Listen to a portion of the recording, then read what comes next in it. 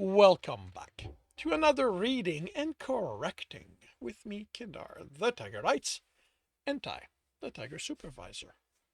These are where I read a chapter from one of my stories and correct it as I go. If you want to listen to these live, it's every Tuesday morning, 8 a.m. Eastern Time on Twitch. And if you are looking to support me, that is on my Patreon. Today we are doing chapter 18 of Once Broken. Jacoby crawled out from under the hover. He reached back under and pulled forward the anti-gravity generator. Oh boy, what? He reached back under and pulled. Oh, and pulled the forward anti-gravity generator out. With a grunt, he lifted it and put it on the table he set up. He let go of it and wiped the grime off his hand. Anti-grav units were always filthy, no matter how well sealed they were. Not that this one had been sealed. He had to rub hard before his hands were clean of the oily slime. Plenty of people had put out theories as to how the slime happened, but he didn't care about the how. He just wished someone came up with an easier way to clean the gun cuff. He looked up from the anti-grav unit at the joyful roar. In the distance, a group of Somalians was at the shooting range Alex had set up. Jacoby picked up the rifle and looked through the sight of the group. He adjusted the focus, which never remained set. Which never remained never remained set. The large group was a mix of young and older Somalians. He couldn't tell gender from the back, and at the distance, he only recognized the big, centifered one who'd become Alex's shadow. The Somalian fired, and the shot went wide, hitting the edge of the polycarbon sheet which had been set up a few 100 feet away from them. Someone had painted a rough animal shape on all of them, and no one even seemed to be able to hit them reliably. After almost a week of practice, they should be better.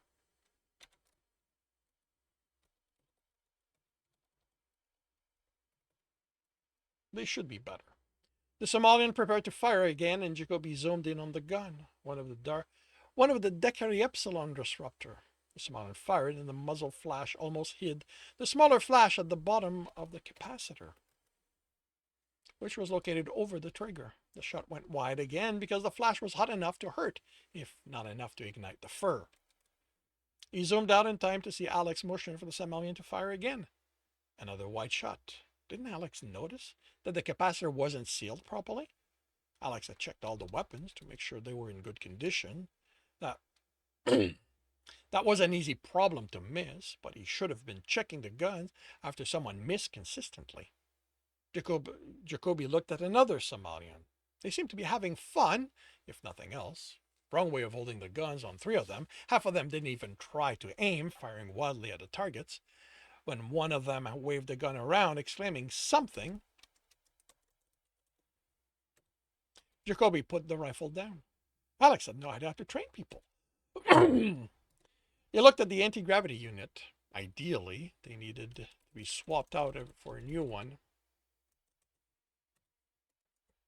For a new one every decade. The dirty unit was then sent back to the manufacturer, disassembled, and each component immersed in a dissolving bath. If you couldn't afford that, or, like his dad, wanted to save money, some alcohol, rags, and a lot of patience would get the same result, since the dissolver was deemed too dangerous for people to use. Jacoby found there was something soothing in the act of cleaning and reassembling it. Back home, everyone went to tech for the anti-grav to get their anti-grav units clean, but Jacoby took care of his himself, just like his dad taught him. Back home. How long had he been away? Objective time. The trip to Mobius had been a long one, so a year.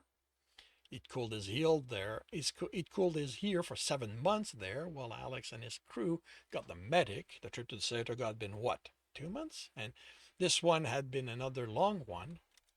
He'd known he would miss Emily and Greg's firstborn beginning to walk when he decided to go with Alex.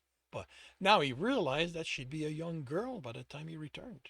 Benny would have gotten over his dislike of girls and found one to date, or maybe decided guys were more interesting. His mother kept saying he spent more times looking at guys to find out when he returned. How many kids would be born in his absence? Kids who wouldn't know who Tech was. He could call home the next time he went to the city, but he wouldn't. Realizing he was missing so much was enough. Alex hadn't wanted any of the kids to help in Tech's rescue because he hadn't wanted them to get hurt. Jacoby hadn't wanted them to experience this, not aging while the universe kept going, coming home to unknown siblings, to a parent dying in an accident. It had been a factor in him getting out of the life. When dropping by his parents after a job, he found out his mom had been killed when her hover failed. His dad had almost been dead when Jacoby arrived. It hadn't been his dad's fault. His mom had gotten the hover maintenance done by the manufacturer, but it hadn't helped stop his it hadn't stopped his dad from letting himself waste away in guilt. If his trip back had taken any longer, Jacoby would have gotten there to find a corpse. Yells came from the shooting range. Triumph, he thought. Someone hit a target, in spite of Alex's teaching. He reached for another component to clean and found he'd done the entire unit in his musing. Put the rag with the other dirt. He put the rag with the other dirty ones and turned, leaning back against the table. When was the last time he trained anyone? 4, 5 Regia ago? He'd been in the Palathian army. His high marksman score had attracted the attention of the lieutenant, and he'd been put through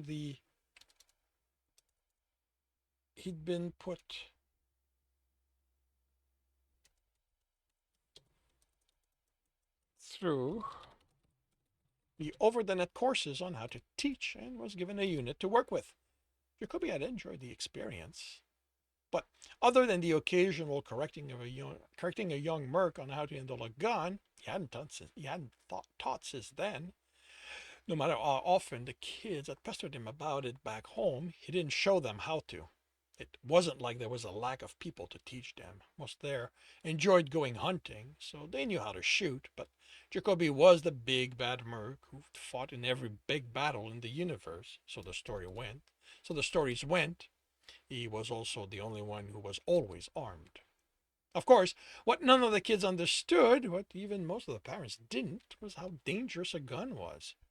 For the kids,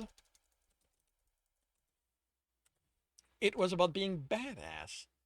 That Mikhail had killed himself while playing with his mother's improperly stored rifle hadn't had an effect on them.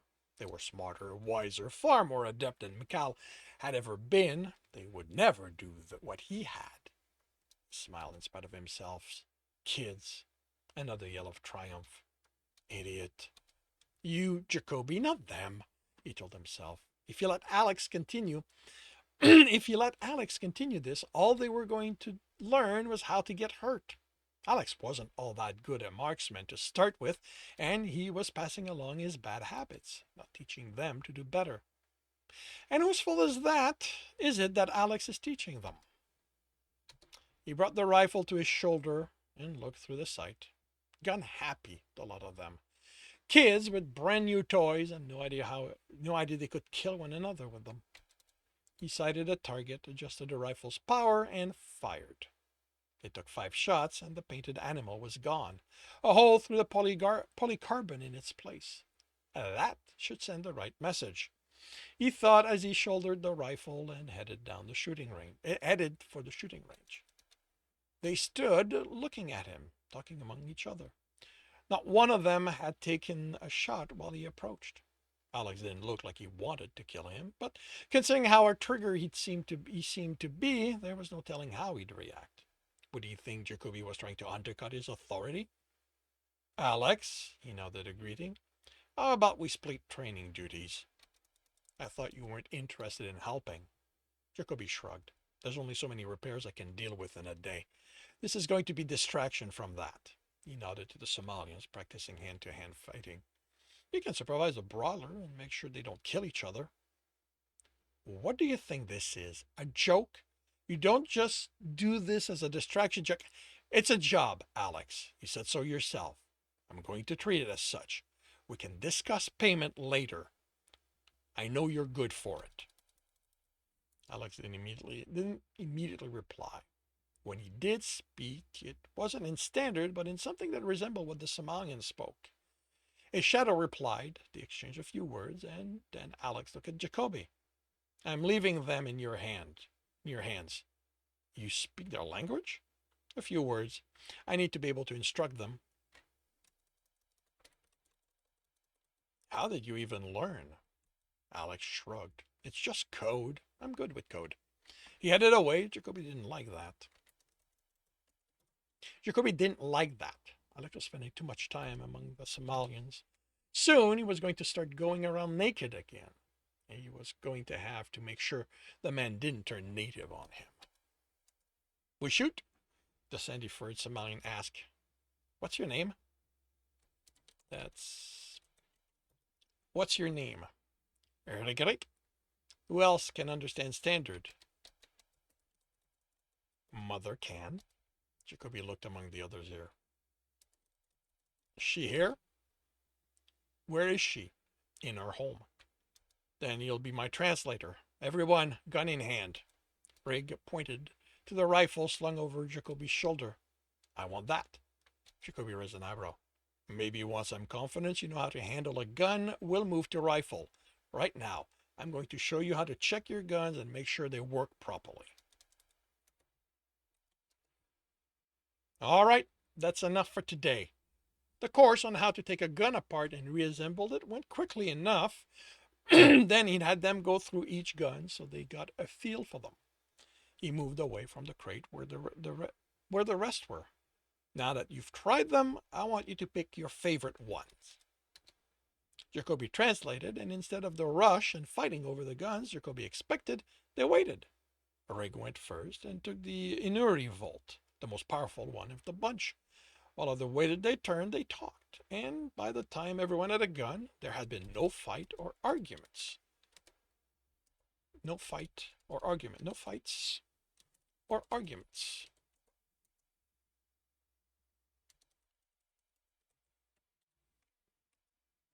Jacoby took the holsters out of the crate and handed the corresponding one. That gun is yours. You will wear it all day long so you get used to the weight. Shoot, the copper-furred female asked after Rig translated. It was the only word any of them had picked up. No.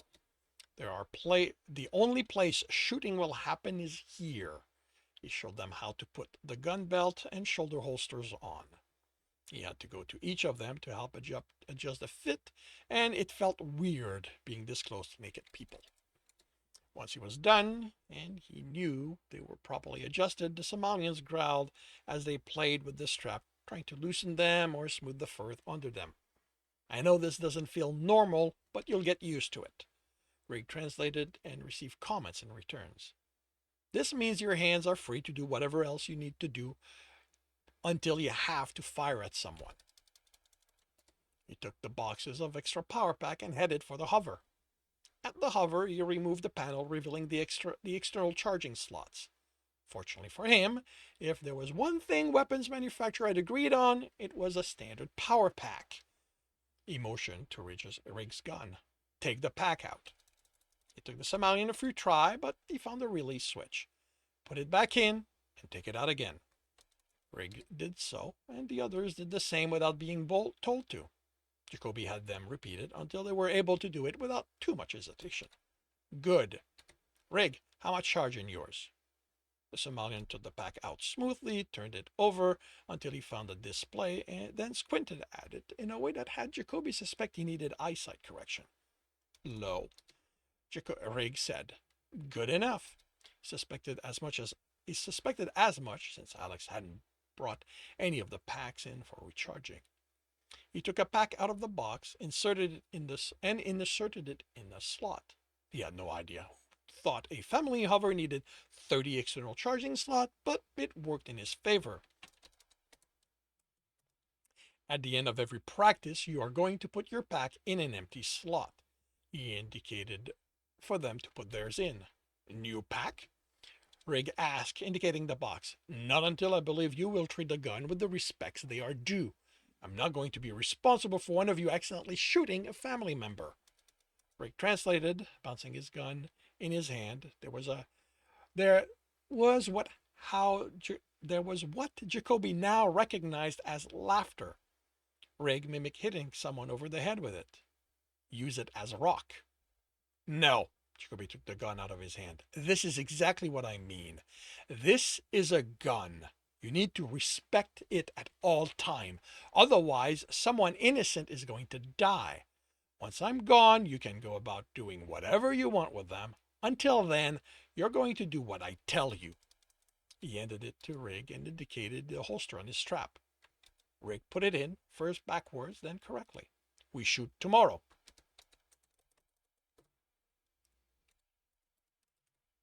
Yeah, once you're done with your hand-to-hand practice, come here for your packs, and we'll go to the range. For tonight, I want you to practice disassembling and reassembling your guns. Oh, when you take the pack out of the rack, replace it with one from the box. They laughed, talking excitedly. Some took their guns out and pointed them around, pulling the trigger. Yeah, he didn't expect they'd ever go back to town with a powered gun. He added packs to the rack until it was full. This hadn't felt like the waste of time he'd been worried it would. They had no military training, but had behaved more professionally on the whole than some of the soldiers he'd taught. In the long run, he still felt how pointless this all.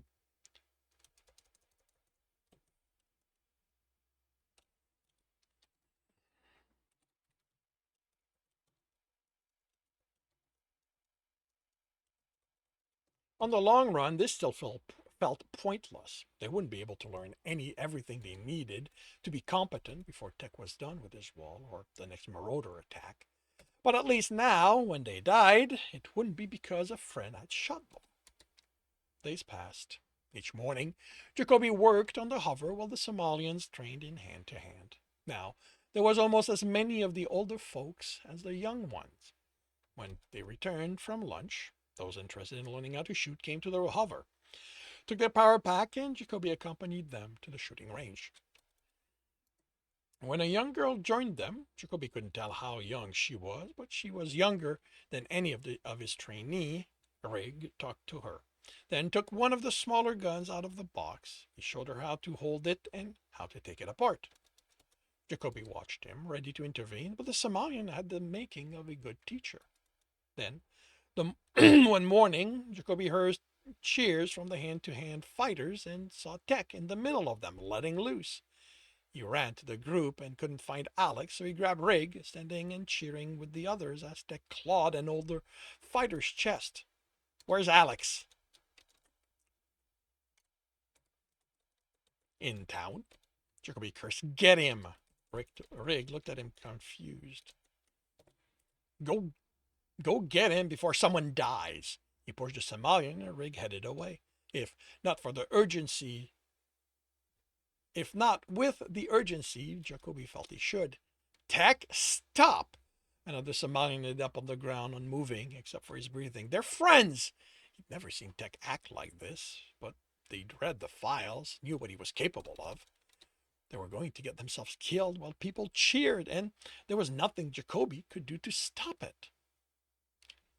And that concludes chapter 18 of Once Broken. If you are enjoying that, please leave a like. If you want to know when the next chapter is going to be up, subscribe and hit the bell. If you want to read the story as well as the other books in the series, they are available from all major e-retailers. If you want to support me, that is on my Patreon, where you can get access to basically everything else I've written. And if you want to listen to these live, it's every Tuesday morning, 8 a.m. Eastern Time on Twitch. The links are in the notes, and with that, I shall wish you a good day.